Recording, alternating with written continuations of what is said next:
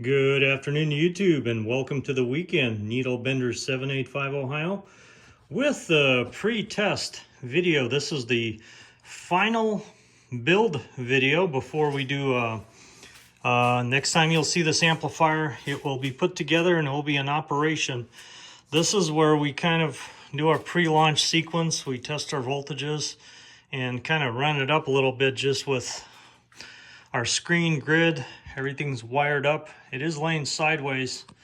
A couple of reasons. I still got to run this plate meter and this screen meter, and that's just two wires.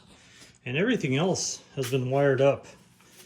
As you can see, it is all done. Got our band selector there, our 6 different relay banks.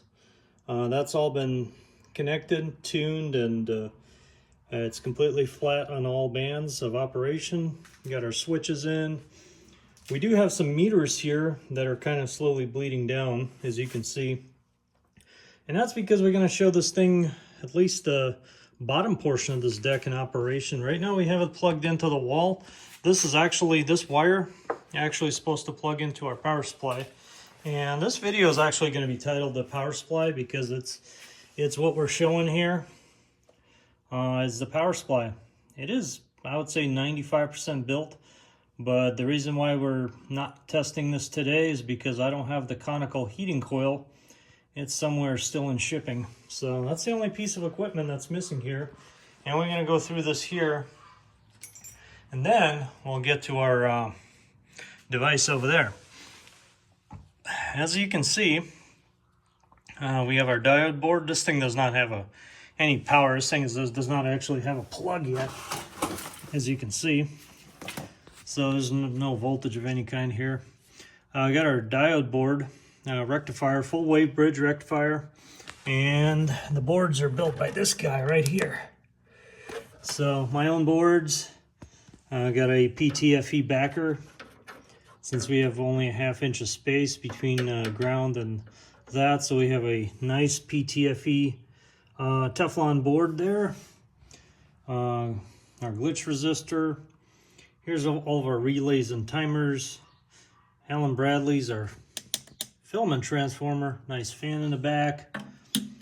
This has a step start for the filament as well. So this is for the filament. This is the kind of equivalent to your conical heating coil. It's a 50 ohm, 150 watt resistor. It's made for continuous use like LEDs and stuff, but we're using it for to slowly let the filament warm up before we throw full current on there. Gonna have a communication bus there in the back, and this bottom deck is only going to have 1 meter. It's going to have the plate current.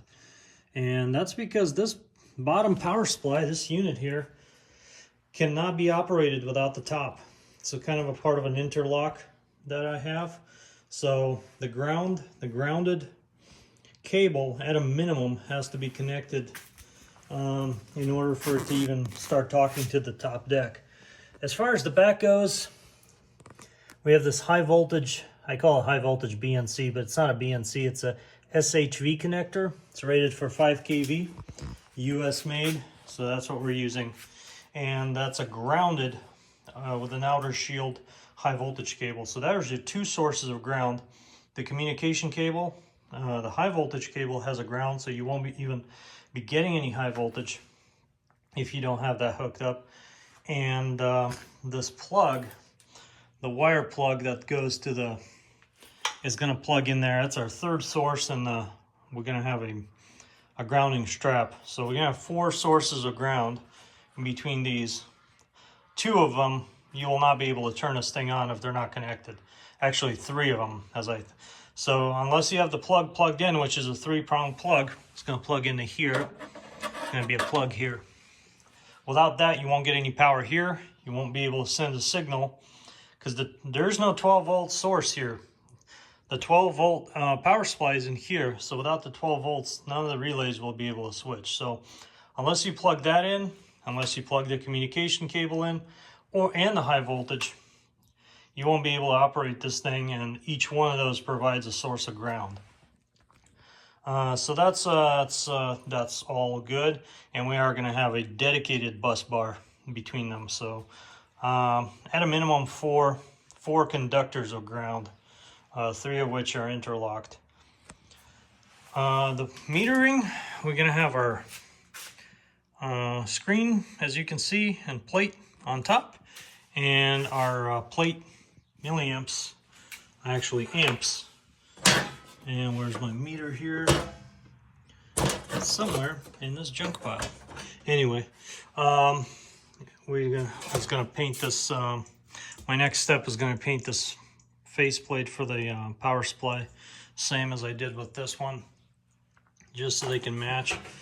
But also, this video is to kind of do the final look at the bottom of the RF deck here, because that's going to be closed up here after today, and that thing is going to be all done.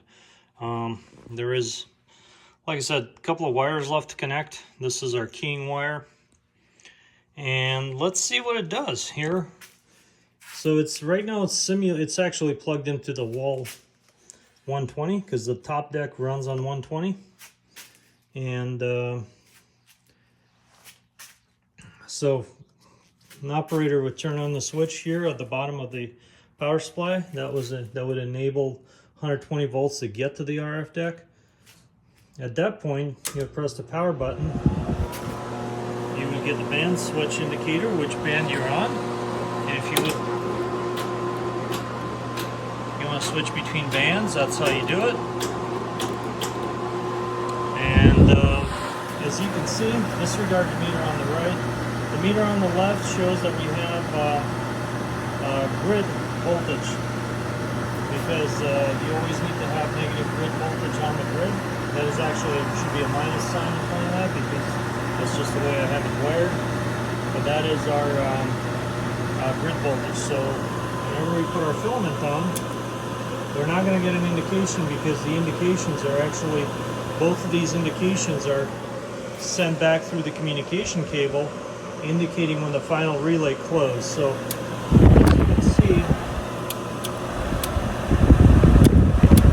you can see that the relay closes, basically asking for the filament to turn on, and then when the filament's fully turned on, this indicator is going to light up. It's not going to do that without the communication cable. It's totally a normal indication. And as we turn on the high voltage, we're also turning on our screen supply, which is that transformer with the orange sticker. We're going to take a look at this voltage here. It needs to be running at 500 volts. So it's running right now. We got 500 volts there on that vacuum relay right there. And standby operate switch is very simple, and our transmit light, very simple. We have our grid voltage and we have our screen voltage right there. If I turn this off, you'll see this start bleeding down, and if I turn this off, that will start bleeding down. Now there is going to be moderately high voltage on this for a little bit, so we're just going to let that sit there. Bleeder resistors in both of those circuits, but those shunt regulators do a fantastic job keeping the voltage nice and steady. But as you can see, the bottom deck's all wired up. The tuning network's all tuned out. Top portion of the deck is all done, and power supply is 95% done. Just got to paint the face, and oh, forgot to mention our capacitor bank slash. I got a piece of standby. There we go. Here's a capacitor bank with integrated bleeder resistors. And that's going to mount inside. Same thing with the Teflon backer. And we're not going to put that in until we paint the faceplate. As you can see, our voltages we're down almost 100 volts down the screen, and we're down to 6 volts on the grid. So the bleeder resistors are doing a nice job there. The filament, talk about that here, is going to connect with a Anderson 50 clip, and that's how that's going to connect. So You're going to connect that. You're going to connect the communication cable, HV cable, and the 3-prong cable that's going to plug into, and as we can unplug this thing here, and that's the, it's now been unplugged. That's going to plug into the bottom of the deck, bottom of the power supply. So that's pretty much it. Got, like I said, got to finish wiring these two little meters, which are not hard to do, and get my conical heating coil installed, which is in shipping. Anyway, that's just wanted to give you an update. We're getting close to firing this thing up. We're all ready to go, just missing one component. And this thing is, in all indications, are good. All the voltages are right. Tune is good. And as you can see from when I did my first video on this tune, I got Arcos. I got 12 Arcos in there, along with different length of inductor, and each Arco is tuned to a precise value, and we tune it out with a nano VNA each and every band until we get a complete flat response at the center of the band. Or like this, the 80 meter band, this operator asked me to have the best tune on 75 meters, 3.916. That's where he spends most of his time when he talks 80 meters, i.e. 75 meters. So we got it tuned out on 75 meters for absolute flatness. But it will still perform all the way throughout the band. I think the worst at the CW portion of the 80 meter band, 3.6 something, I'm getting a 1.23, which is still fantastic. SWR. This does have a 10 meter band as well as some other bands, and pretty much has all the bands like the SB220 and unlocked SB220.